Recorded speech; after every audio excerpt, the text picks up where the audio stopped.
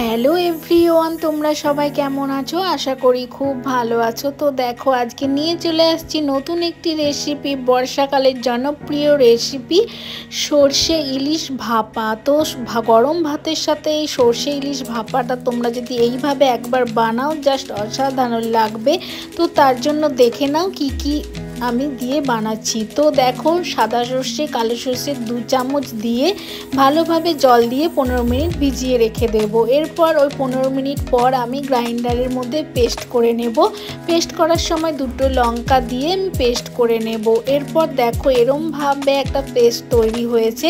পেস্টটা যাতে খুব মিহি হয় তার জন্য দেখো আমি সর্ষের খোসাগুলোকে এখানে এইভাবে বাদ দিয়ে দেব। তো দেখো, এরম একটা পেস্ট হবে যেটা অসাধারণ টেস্ট হয়।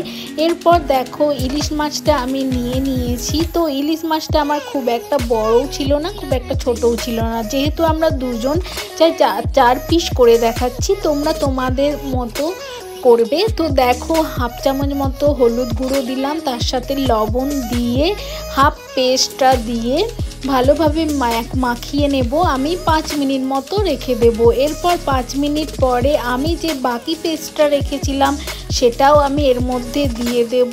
এরপর দেখো, হলুদ হাফ চামচ আবার দেব, স্বাদ মতো অল্প লবণ দেব, আর অল্প একটু লঙ্কার গুঁড়ো দেব। তোমরা লঙ্কার গুঁড়ো দিতে না চাইলেও কোনো অসুবিধা নেই, তোমরা তোমাদের মতো করবে। এরপর দেখো, ভালোভাবে মাখিয়ে নিয়ে কয়েকটা চেরা কাঁচা লঙ্কা এর মধ্যে দিয়ে দেব। দিয়ে ভালোভাবে কৌটোটাকে আটকে নিয়ে আমি এবার ভাপাতে বসাবো। তো দেখো, কালারটা কত সুন্দর এসে যাবে।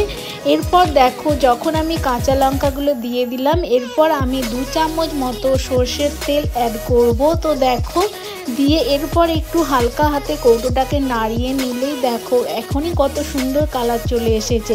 এরপর দেখো, আমি এটাকে ভাপাতে বসিয়ে দেব। দেখেছো কত সুন্দর কালার? এইভাবে তোমরা রেসিপিটা কিন্তু একবার ট্রাই করে দেখো।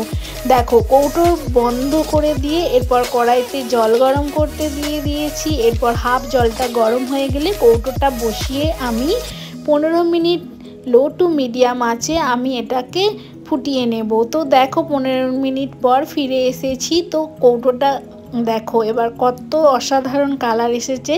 তো দেখো, আমাদের সর্ষে ইলিশ ভাপা রেডি হয়ে গিয়েছে। এইভাবে তোমরা কিন্তু একবার অবশ্যই বানাবে।